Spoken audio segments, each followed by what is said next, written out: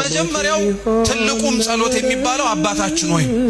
ይሄ ጸሎት በጣም ቀላል የማይባል ሰው በጸሎቱ እጥረትና በተወሰኑ ደቂቃዎች ስለምንጨርሰው ትንሽ ጸሎት ይመስለዋል። ግን የሚገርማችሁ ሌሎች ጸሎቶች ቢጸለዩ ቅዱሳን ጻድቃን ደናግላን መነኮሳት የእግዚአብሔር መንፈስ ረድቷቸው የተደረሱ ድርሰቶች ናቸው። ይህ አባታችን ሆይ ተብሎ የምንጸልየው ጸሎት ግን ሐዋርያት አባቶቻችን ለክርስቶስ እንዴት ብለው መጸለይ እንዳለባቸው ሲጠይቁት ጸልዮ ያሳያቸው ጸሎት። በኋላም ላይ መጣላችኋለሁ። ሥርዓተ ቅዳሴያችን ላይ እንኳን አባታችን ሆይ ከ14 ጊዜ በላይ እንጸልየዋለን። በለሆሳስ በውስጣችን አሰምተን ጮክ ብለን በድምጻችን እንዲሁም ደግሞ በዜማም ጭምር አባታችን ሆይ እንጸልየዋለን። ስለዚህ አባታችን ሆይ የእያንዳንዱ ሰው የመጀመሪያ ጸሎት። ከአባታችን ሆይ በኋላ የበረታ ከመጣ ውዳሴ ማርያም እንዲጸልይ ይመከራል።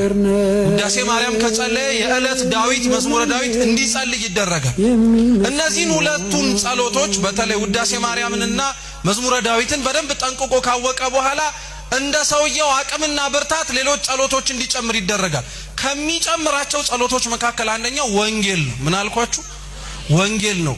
ታቁ ከሆነ ጻድቁ አባታችን አቡነ ሀብተ ማርያም በረከታቸው ለሁላችን ትድረሰን ካወረደላቸው አክሊላቶች መካከል አንደኛው ወንጌል ጸሎት እንደሚጸልዩ እንደሆነ ታውቃላችሁ። ወንጌል ስለሚጸልዩ ነው አክሊል የወረደላቸው።